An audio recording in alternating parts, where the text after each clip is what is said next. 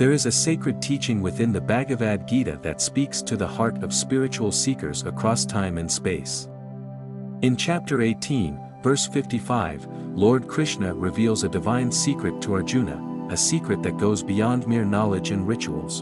In this verse, Krishna shares that only through unwavering devotion can one truly understand him, both in his essence and his nature. And once this understanding is achieved, the devotee merges with the divine, experiencing an eternal unity with God.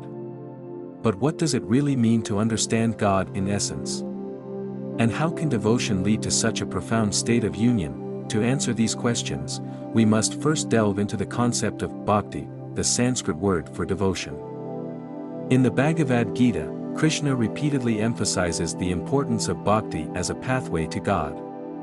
Bhakti is not just the performance of religious acts or the memorization of scriptures. It is a heartfelt, emotional connection with the divine, where one surrenders fully in love and trust. In today's world, we often equate understanding with intellectual mastery, gaining knowledge, analyzing, and rationalizing. But Krishna's message is clear: God cannot be truly understood through the intellect alone. The divine essence is beyond comprehension of the mind, beyond words and descriptions. It can only be experienced directly through the heart. It is devotion that bridges this gap.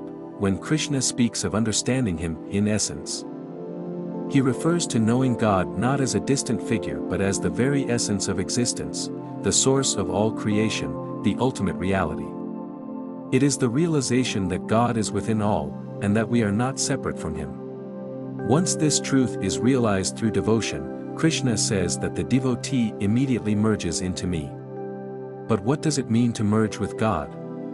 It is not the loss of one's individuality, but rather the dissolution of the ego, the false sense of separateness. The soul, which is a spark of the divine, reunites with the infinite ocean of God's consciousness. Even though the Bhagavad Gita emphasizes knowledge and action, it is devotion that Krishna places at the highest level. Knowledge, jnana, and action, karma, are important on the spiritual path, but without devotion, they remain incomplete. Knowledge without devotion can lead to pride, and action without devotion can lead to attachment and frustration. But when these are performed with devotion, they become powerful tools for spiritual growth. The ultimate truth Krishna teaches is that God is not an abstract concept or a distant deity. God is accessible to all, and it is through devotion that we come to know him. This knowing is not intellectual, it is experiential.